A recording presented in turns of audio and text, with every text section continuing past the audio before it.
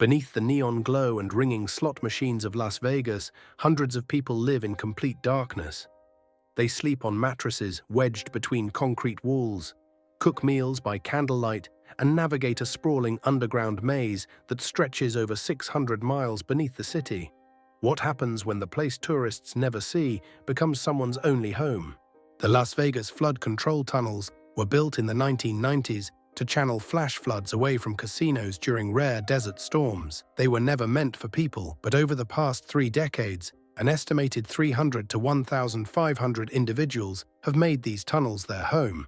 Most are invisible to the millions of tourists walking directly above them. This isn't a new story, but it matters now more than ever. Housing costs in Las Vegas have surged 40% since 2020, pushing more people into these concrete corridors. The tunnels represent both a failure of social infrastructure and a testament to human resilience. The tunnel system was constructed between 1990 and 2001 as part of a $2.6 billion flood management project. Engineers designed the channels to stay dry most of the year, flowing only during the desert's brief monsoon season. By the late 1990s, homeless outreach workers began reporting organized encampments forming in the larger tunnels near downtown. These weren't temporary shelters, but established living spaces with furniture, decorations, and informal social structures. In 2007, journalist Matthew O'Brien published Beneath the Neon, documenting over 300 people living underground, including families. The book shocked locals who had no idea so many were living beneath their feet. Throughout the 2010s,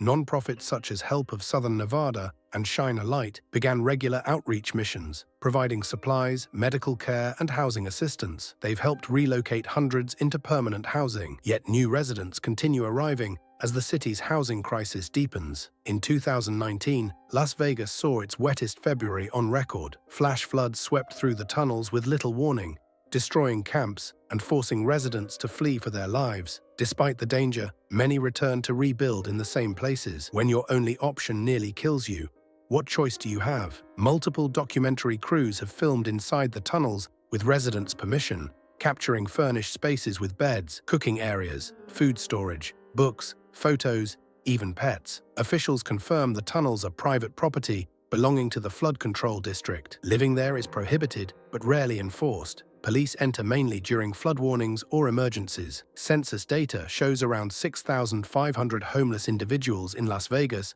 on any given night, but this likely undercounts tunnel residents, many of whom avoid public areas. Their numbers rise in summer when surface temperatures exceed 110 degrees Fahrenheit. Medical volunteers report respiratory infections, injuries from falls in the dark, and severe mental health issues worsened by isolation. Yet many residents say they feel safer underground than in shelters where theft and violence are common. The tunnels contain no sanitation, no electricity, and no running water. Residents fetch water from the surface, dispose of waste in bags, and use batteries or candles for light. It's a fragile existence.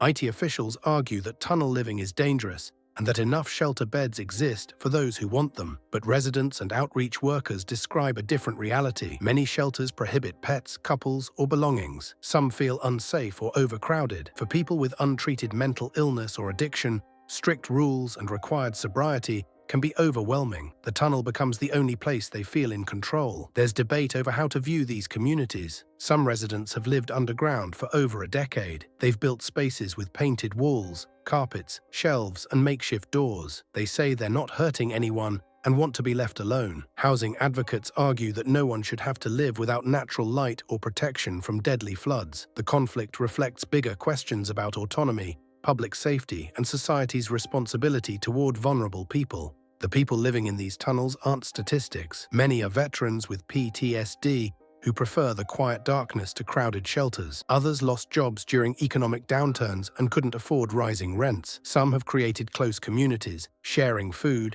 helping each other during floods, and enforcing their own rules. A long-term resident once said he'd lived in the same tunnel section for 12 years, keeping it clean and guiding newcomers so they don't get lost or hurt. Children have been found living underground with their parents, raising urgent safety concerns. Outreach teams prioritize families for rapid rehousing, but parents often hide from services out of fear. The exact number is unknown, but believed to be small. Experts see the tunnels as a symptom of a national housing crisis. When housing costs rise faster than wages, The most vulnerable get pushed into increasingly dangerous margins. It's like a game of musical chairs. When the chairs disappear, someone is always left standing. People don't choose tunnel living because they love darkness. They choose it because every other option feels worse. Flash floods can fill tunnels with over 10 feet of rushing water in under an hour. The danger is constant. Las Vegas generates more than $60 billion in tourism revenue every year, yet hundreds live in flood channels beneath the entertainment district. This contrast highlights deep questions about prosperity and inequality. Public health experts warn that tunnel living is unsustainable. Infections spread quickly,